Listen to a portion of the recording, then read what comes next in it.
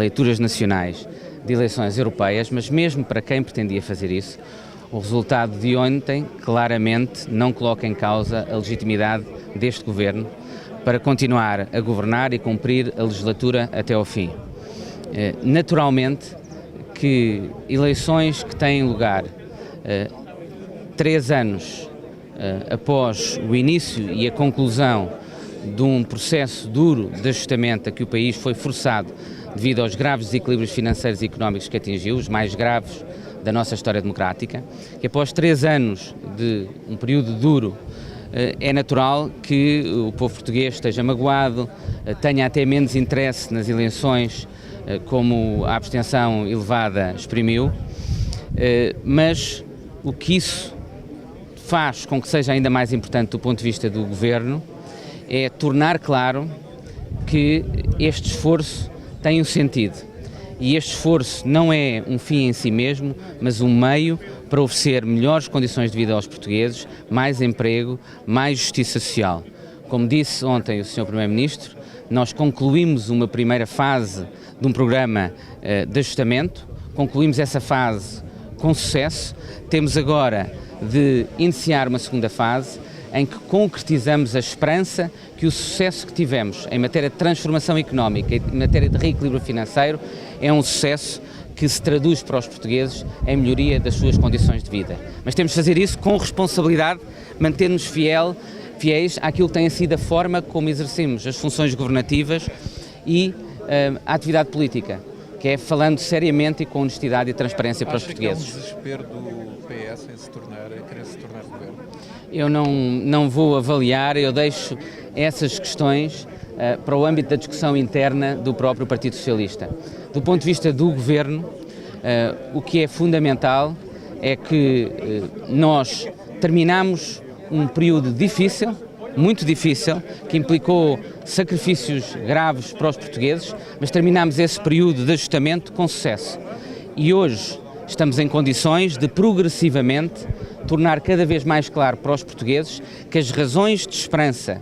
que o sucesso que tivemos na conclusão do Programa de Assistência Económica ou Financeira lhes oferecem são razões que se vão concretizar progressivamente na melhoria das suas condições de vida,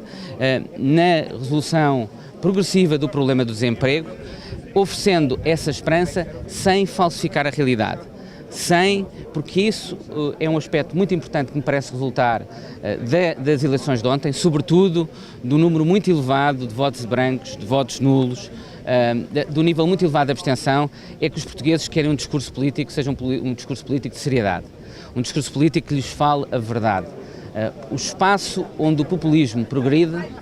é o espaço em que a criação de um discurso político artificial se associa à ausência de esperança por parte dos cidadãos. E o discurso político responsável hoje em dia tem de ser um discurso político que fale verdade aos cidadãos, mas fale essa verdade oferecendo esperança. E é isso que nós estamos em condições de fazer. Continuar a falar aos portugueses com a mesma frontalidade, com a mesma honestidade, com a mesma seriedade com que o temos feito, ao mesmo tempo tornando claro que este esforço que foi feito não é um fim em si mesmo, mas é um meio para lhes oferecer melhores condições de vida e condições de vida sustentáveis, não como no passado, em que mesmo quando o país cresceu de forma insustentada e depois acabou sempre por cair em situações de grave desequilíbrio financeiro. Mas não há um desencanto por parte dos políticos, tendo em conta a maior abstenção de sempre realizadas numas eleições? Eu acho que a abstenção muito elevada tem seguramente explicações nacionais e tem explicações europeias. E aconteceu em todos os Estados-membros da União Europeia, ou em quase todos os Estados-membros da União Europeia. Eu acho que ela deve levar todos os agentes que contribuem e fazem o nosso espaço de debate público, e isso quer dizer os agentes políticos, mas também, já agora, devo dizer, os jornalistas, todos aqueles que trabalham no espaço público, devem levar a todos a refletir sobre como é que podemos contribuir para um discurso e um debate público mais sobre questões de fundo, menos sobre questões incidentais, sobre questões de mera tática política, como frequentemente acontece.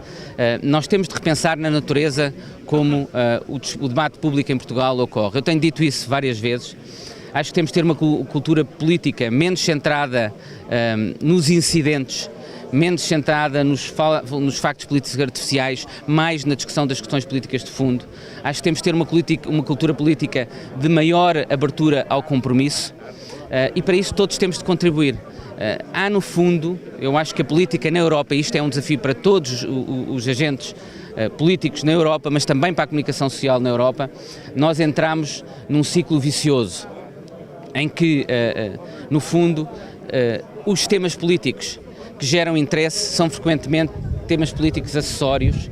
temas políticos artificiais, quase telenovela política e não verdadeiras discussões de política de fundo.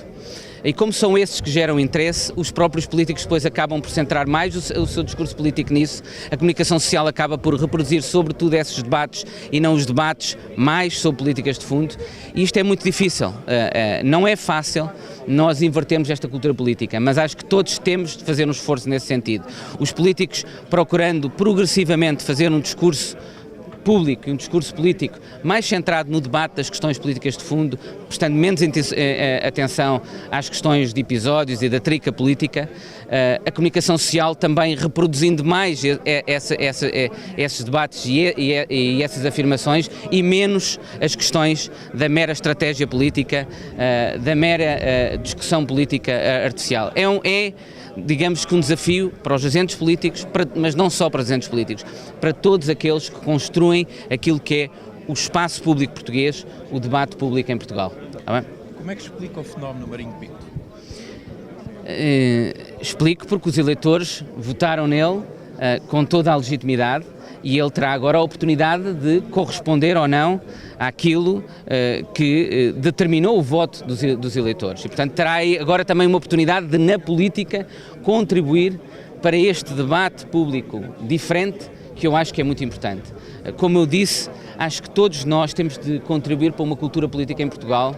que é menos centrada na telenovela política e mais no debate das questões políticas de fundo que o país tem de decidir e tem de enfrentar. Acho que estas eleições, a taxa de abstenção muito elevada, o voto nulo e os votos brancos muito elevados, demonstram precisamente isso. A população portuguesa quer um debate político mais sério, um debate político menos telenovela, um debate político mais focado nas questões fundamentais que todos temos de decidir. E quer também uma cultura política mais aberta ao compromisso, que equilibre melhor as dimensões que a política tem de ter de antagonismo, de conflito, com as dimensões que a política também tem de ter de abertura à cooperação, da ação coletiva, de unir esforços entre todos. Acho que estas eleições constituem, nesse aspecto, um desafio para todos os atores políticos, mas, repito, também para os próprios jornalistas, para os próprios meios de comunicação social, no sentido de todos contribuirmos para um debate público mais informado e um debate público mais produtivo. Muito obrigado a todos, está bem?